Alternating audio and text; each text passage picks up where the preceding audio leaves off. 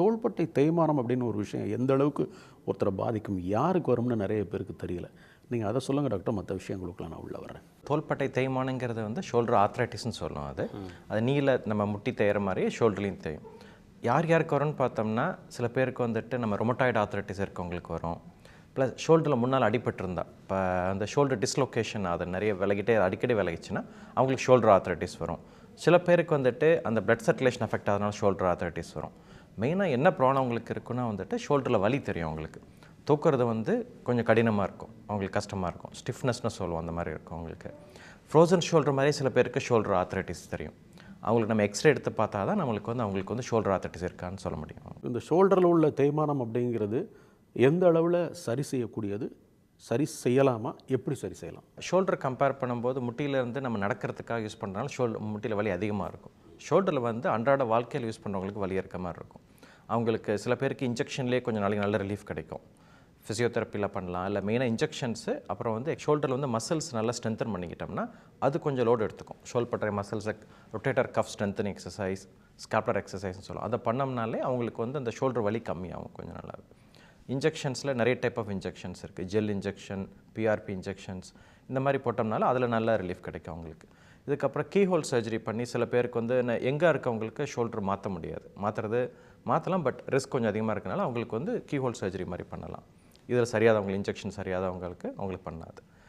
வயதானவங்களுக்கு வந்து ஷோல்டரில் வந்து ரொம்ப வலி இருந்துச்சுன்னா அவங்களுக்கு ஷோல்டர் ரீப்ளேஸ்மெண்ட், அட்வான்ஸ்டாக இப்போ ஷார்ட் ஸ்டெம் ரீப்ளேஸ்மெண்ட் இதெல்லாம் வந்துருச்சு. எந்த அளவீடு அல்லது எந்த வலி எதை உங்ககிட்ட வரும்பொழுது இதுக்கு வந்து நம்ம அறுவை சிகிச்சை தான் பண்ணணுங்கிற ப்ரொசீஜர் யோசிப்பீங்க? இப்போ நம்ம கிரேட் 1 to கிரேட் 4 ஆர்த்ரைட்டிஸ் மாதிரி இருக்கும். அதில் வந்து கிரேட் அதிகமாக கிரேட் 3, 4 இருக்கவங்களுக்கு வலி அதிகமாக இருந்துச்சுன்னா பண்ணுவோம். கிரேட் 4 இருக்கவங்க வலி ரொம்ப இல்லைன்னா நம்ம சர்ஜரி சொல்ல மாட்டோம். நம்ம இன்ஜெக்ஷன்ஸ்லேயே மேனேஜ் பண்ணலாம். அவங்களோட பேஷண்ட்டோட சிம்டம் பொறுத்து தான் ட்ரீட்மெண்ட்டு. வலி தான் மெயின் குறிக்கோள் ஃபார் சர்ஜரி. ஃப்ரோசன் ஷோல்டர் அல்லது ஷோல்டரில் உள்ள தேய்மானம் அப்படிங்கிற ஒரு விஷயத்தை விட்டுரும் பொழுது எந்த பிரச்சனைகளை கொண்டு போகும், வேறு எந்த இடத்தை அது பாதிக்கும்? ஷோல்டர் வலினால் என்ன ஆகுனா அவங்க கை தூக்க முடியாமல் போகும்போது அதை மற்ற மசிலை யூஸ் பண்ண ஆரம்பிப்பாங்க. நெக் மசில்ஸ், கழுத்து வலி வரலாம் அவங்களுக்கு. ப்ளஸ் ஷோல்டர் ஹேண்ட் சிண்ட்ரோம்னு சொல்லுவோம். ஷோல்டர் ப்ராப்ளம் இருக்கவங்களுக்கு சில சமயம் கை ஃபுல்லாகவே வலி வர ஆரம்பிச்சிடும், ஸ்டிஃப்னஸ் வர ஆரம்பிச்சிடும். அதனால் ஷோல்டர் வலி கவனிக்காமல் விட்டாங்கன்னா ஃப்ரோசன் கொஞ்சம் கொஞ்சமாக வந்து ஹோல் அப்பர்லேயுமே அஃபெக்ட் பண்ண ஆரம்பிக்கலாம். அது ஒரே இடத்துல 8 மணி நேரம் 10 மணி நேரம் உட்கார்ந்து வேலை செய்கிறவர்களுக்கு ஏற்படக்கூடிய நீங்கள் பார்க்குற நிறைய ஷோல்டர் பிரச்சனை எது டாக்டர்? ரொம்ப காமனாக இவங்க இதுக்கு வர்றாங்க அப்படின்னு அதை சொல்லுவீங்க? நிறைய பேர் பார்த்தோம்னா அவங்களுக்கு கழுத்து வலி இருக்கும், ப்ளஸ் ஷோல்டர் பெயினும் இருக்கும், ரெண்டுக்காக வராங்க. அவங்களுக்கு வந்து ஐடியில் வந்துட்டு நிறைய பேருக்கு இந்த ப்ராப்ளம்ஸ் வருது. மெயினாக வந்து அவங்க ஸ்டார்ட் பண்ணும்போது எல்லாம் கரெக்டாக உட்காந்து ஸ்டார்ட் பண்ணுவாங்க போஸ்டர். பட் ஒரு 1/2 hour 1 hour அந்த நேரம் போக அப்படியே வந்து ஃப்ரண்ட்டில் போயிடுவாங்க, இல்லை ரொம்ப பேக்குக்கு போயிடுவாங்க. ஸ்ட்ரெயின் ஆகுறது அப்போ அவங்களுக்கு புரியுறது இல்லை. அதனால் என்ன சொல்லுவேன்னா, நான் வந்து யூஸ்வலாக வந்துட்டு அவங்களுக்கு அலாரம் மாதிரி வச்சுக்கோங்க. ஃபோனில் அலாரம் மாதிரி வச்சுட்டு ஒரு 1 hour ஒன்ஸ் அலாரம் மாதிரி வச்சுட்டு எந்திரிச்சிட்டு வாட்டர் குடிச்சிட்டு நல்லா போஸ்டர் கரெக்டாக உட்காந்துக்குங்க. ஏன்னா அது மாதிரி பண்ணுறதுனால அவங்களுக்கு அதை அவாய்ட் பண்ணிக்கலாம், அந்த போஸ்டரால் வர ப்ராப்ளத்தை அவாய்ட் பண்ணிக்கலாம்.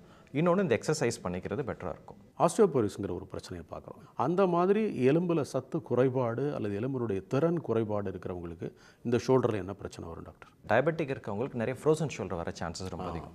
அவங்களுக்கு வந்து தோள்பட்டை இருகல் ரொம்ப வர சான்சஸ் அதிகம்.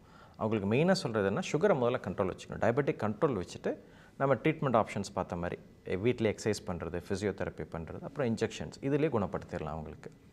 இன்னொன்று வந்து நீங்கள் சொன்ன இந்த விட்டமின் டிஃபிஷியன்சினால் வருது, அந்த ஆஸ்டியோபீனியான்னு சொல்லுவோம். அது ஆஸ்டியோபீனியாங்கிறது வந்துட்டு அதுலேயும் வந்து ஷோல்டர் பெயின் வரும். விட்டமின் B12 டிஃபிஷியன்சினாலையும் ஷோல்டர் பெயின் வர சான்சஸ் இருக்குது. இந்த மாதிரி அந்த ஷோல்டர் பெயினும் வரலாம், பேக் பெயின் வரலாம், நெக் பெயின் வரலாம். அந்த மசில் பெயினு நிறைய காசு பண்ணுவது. அதை கரெக்டாக வந்துட்டு நம்ம பார்த்துட்டு அதுக்கு சப்ளிமெண்ட் எடுக்கணும், இல்லை வந்து சூரிய ஒளியில் போகிறதுட்டு அதை கரெக்டாக ட்ரீட்மெண்ட் எடுத்துக்கிட்டோம்னா பெட்டர் ஆகிரும். வந்துட்டு விட்டமின் B12 டிஃபிஷியன்சி ரொம்ப காமனான ப்ராப்ளமாக இருக்குது. அது சில பேருக்கு வந்து எரியுறதுன்னு சொல்லுவாங்க. ஃபுல்லாகவே வந்து கை கால் எரியுறது, இந்த சில பாதம் எரியுறதுலாம் சொல்லுவாங்க. அவங்களுக்கு வந்து இந்த விட்டமின் B12 டிஃபிஷியன்சிக்கு அதை கரெக்ட் பண்ணிட்டாங்கன்னா அது கரெக்ட் ஆகிரும் அவங்களுக்கு. ஷோல்டர் டிஸ்லொகேஷன் அது என்ன மாதிரி பிரச்சனையை கொண்டு வருது டாக்டர்? நிறைய பேர் யூஸ்வலாக வந்து இந்த ஸ்போர்ட்ஸ் பிளேயர்ஸ்க்கு வந்துட்டு கிரிக்கெட் விளையாடுறவங்களுக்கு எல்லாமே இந்த ஷோல்டர் டிஸ்லொகேஷன் ஆகும் முதல்ல. இப்போ வந்து ரொம்ப எங்கே இருக்கவங்களுக்கு ஆச்சுன்னா, லெஸ் தென் 25 years இருக்கவங்களுக்கு ஆச்சுன்னா, ஃபஸ்ட் டைம் ஆச்சுன்னா திரும்ப வர ஷோல்டர் டிஸ்லொகேஷன் சான்ஸ் ரொம்ப அதிகம். ஒரு 90% சான்ஸ் மறுபடியும் வரும், திரும்ப வந்துட்டு இருக்கும். அது ரெக்கரண்ட் ஷோல்டர் டிஸ்லொகேஷன் சொல்லுவோம். அது மாதிரி இருக்கவங்களுக்கு வந்துட்டு நம்ம வந்து சர்ஜரி பண்ணி ஃபிக்ஸ் பண்ணால் பெட்டராக இருக்கும். ஏன்னா வந்துட்டு அதை விட்டோம்னா அவங்களுக்கு வந்து போன் லாஸ் ஏற்படும், நிறைய போன் லாஸ் வரும், ப்ளஸ் ஆர்த்ரைட்டிஸ் வரும். அவங்களுக்கு என்ன சொல்லணும்னா ஷோல்டர் எக்ஸசைஸ் பண்ணிக்க, ஸ்காப்லர் கஃப் எக்ஸசைஸ் பண்ணிட்டோம்னா ப்ரிவென்ட் பண்ணிக்கலாம், திரும்ப வராமல் பார்த்துக்கலாம். ஆனால் அவங்க ஆக்டிவாக இருக்கும்போதுனா சில பேருக்கு வந்துட்டு திரும்ப திரும்ப வர சான்சஸ் அதிகம். இப்போ எது 30 இயர்ஸ்க்கு மேலே எடுத்தோம்னா திரும்ப வராது, எக்ஸசைஸ் மட்டும் பண்ணாலே போதும் அவங்களுக்கு. ஓகே. யங் ஏஜ் இருக்கும் திரும்ப திரும்ப வரும்போது அவங்களுக்கு வந்து எம்ஆர்ஐ ஸ்கேன் எடுத்து பார்த்துட்டு என்ன ப்ராப்ளம்னு பார்த்துட்டு அதுக்கு தகுந்த மாதிரி சர்ஜரி பண்ணுற மாதிரி இருக்கும். சன் நியூஸ் வாட்ஸ்அப் சேனலை ஃபாலோ செய்யுங்கள். QR கோடை ஸ்கேன் செய்து சன் நியூஸோடு இணைந்திருங்கள்.